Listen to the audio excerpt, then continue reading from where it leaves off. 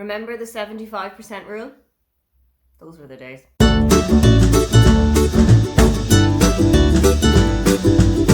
Hi, welcome, come on in. My name is Aoife and today I am wrapping up for you my spring TBR. I put 6 books onto my TBR for spring that I wanted to try and get to, that I wanted to make a kind of a priority, and that I had a real genuine interest in reading. But let's see if I have actually ended up reading them. Last year, when I was doing out all of these TBRs, I had a 75% rule that if I didn't read at least 75% of every TBR that I made, I had to do some sort of forfeit. It's not a kind of a rule or a resolution that I consciously made again this year, but I do off the top of my head kind of wonder if I have gotten to the 75% anyway. Let's take a look. First up is one that I definitely cannot take off, and that is Forever Home by Graham Norton. I did a try a chapter tag a couple of weeks ago where I just sat down with all of the Irish books that were on my TBR and read the first chapter of each of them. Unfortunately, this did not hit me as much as some of the other ones did. I separated them into 2 piles, the ones that I wanted to get to within the next 6 months and the ones that could wait for 6 months, that could kind of stretch out a little bit longer. And this was in the latter pile. I don't quite know what it was. I think it was just that there was nothing really about the chapter that drew me in. There was nothing about the writing style. There was nothing about the characterization. That's not to say that I'm never going to read this book. That is not to say that it's going to go straight off of my TBR into my unhaul pile. I am going to pick this up. It just might not be within the next 6 months. Next up is another Irish book, and that is A Million to One by Adiba Jagadar. This was her most recent release. It came out in December, January, and it is a historical fiction set on the Titanic, which was a huge draw in for me. I am an unashamed Titanic girly. If something has even like a lick of paint to do with the Titanic, it instantly goes on my TBR. It instantly goes on my watch list. It instantly goes in my basket.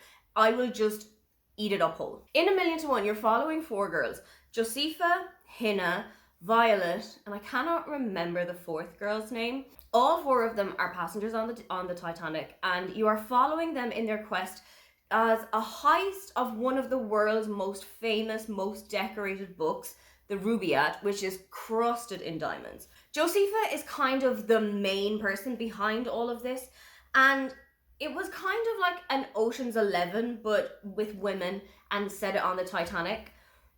But there wasn't really anything Titanic about it. It didn't feel like it was set on the Titanic. It could have just been any generic ship of that time period, which was really disappointing because I would have loved to have seen some of the stuff about the Titanic that I love, that I know, that I would love to see all of these things kind of built on. Unfortunately, that did kind of turn me off the book a little bit. I felt like it was a little bit too generic and not Titanic specific enough for me. There was a romance in this book, and I don't necessarily know if it's the kind of romance that I would have gone for. I don't know if I was cheering for the 2 of them to get together, and also the people of the group that lost their lives, because this is the Titanic. We know that it sinks, and we know that there was quite a large loss of life, so it would be a little naive to go into this book thinking all 4 of them are going to make it out okay. The members of the group that did lose their lives, I genuinely felt like they deserved so much better from their story.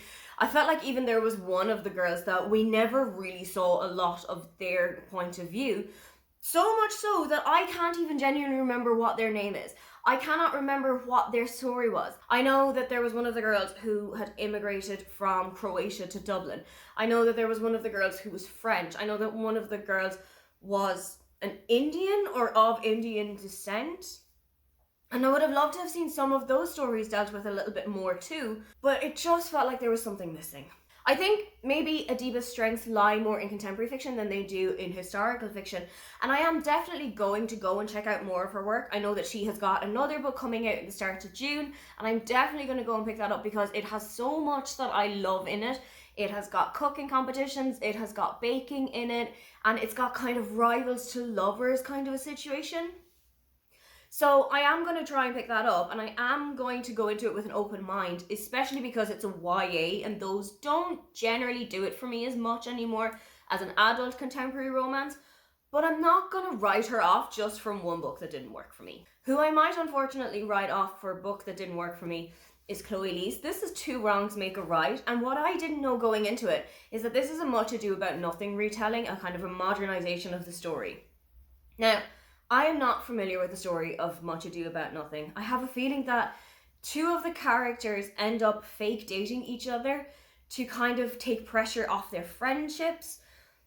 I know that that is what the story here is. It's the story of Jamie and Bea who kind of fake date each other because Jamie's roommate and Bea's sister, who are together, think that they would make the perfect couple. To prove Juliet and Jean-Claude wrong, Jamie and Bea decide to fake date each other and try and get together for a couple of months, and then everything will fall apart after this time, and that will prove to their friends, actually, we don't work together, we know this better than you guys do. Of course, when you're talking about fake dating, real feelings do start to come into the fray a little bit more, but I did not really enjoy this book despite it having one of my absolute top level tropes.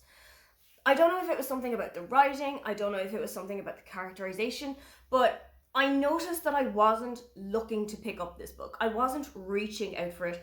I wasn't sitting at home on the couch in the evening going, I just cannot wait to be finished with whatever I'm doing so that I can pick this book back up. Unfortunately, I think that's something that I also noticed with Only If It's Us. And I do think that that kind of means that Chloe Leese might not be an author for me. I'm not sure if I'm going to give her another go. I might give another book in the Bergman Brothers a try. But as of now, I think it might be time to leave her to the side. Let's bring the tone up a little bit more with a book that genuinely blew me away. I think up to now, this is my book of 2023, hands down. Strange Sally Diamond by Liz Nugent is one that I genuinely cannot get out of my mind. I think about it constantly. I am recommending it to so many people. I've had so many people in my life just pick it up because they've heard me talking about it.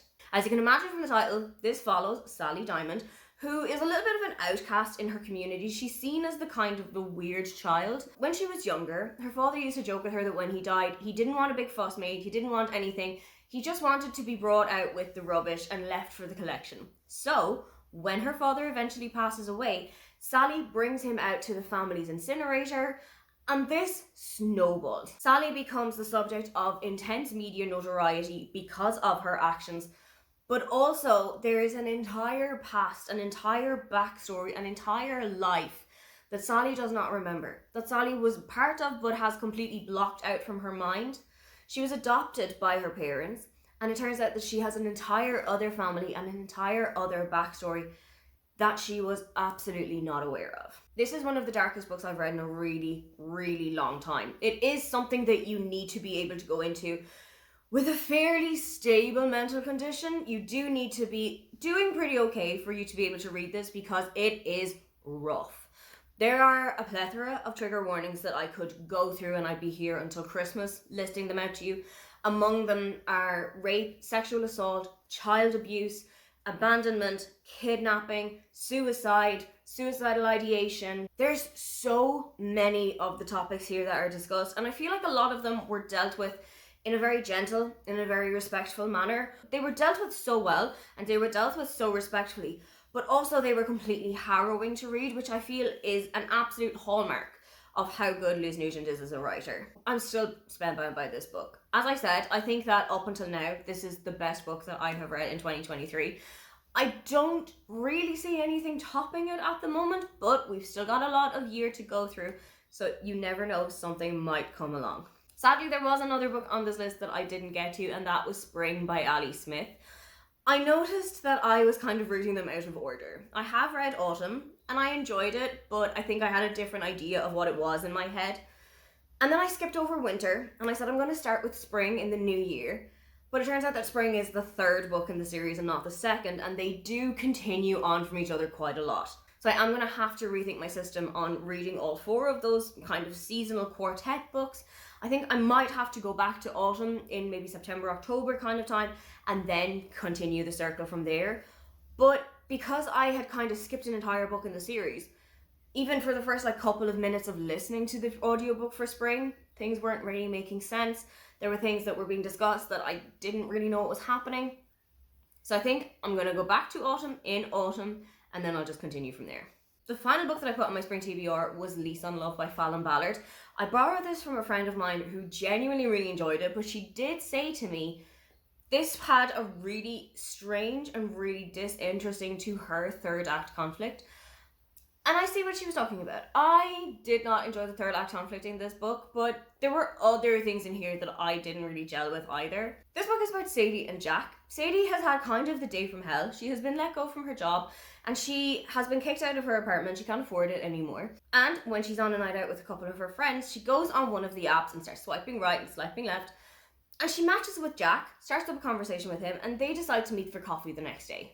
It turns out what she has downloaded isn't Tinder, but it's something like Tinder but looking for roommates. So Sadie decides that she's going to move in with Jack because it's going to help with her finances a little bit. She's not really doing so well having lost her job, so this might help get her back on track. But it's also giving her an opportunity to work on her flower arrangement business, which she has really been trying to set up. I did think that the success of this flower business was a little bit too instantaneous for me. I would have liked to have seen a little bit more of kind of an entrepreneurial struggle and the kind of setbacks that can come from starting up your own business. I feel like that wasn't really dealt with a lot here. But also, I felt like this was impacting Sadie's friendship with her group as well. I feel like she relied on them too heavily as kind of unpaid employees, unofficial employees of her company, where they were kind of forced to give up their Saturday mornings or their Friday evenings to come in and help her with table arrangements or with floral bouquets or any kind of orders that she had brought in. I didn't really see her as a great friend to her kind of friendship group, and I don't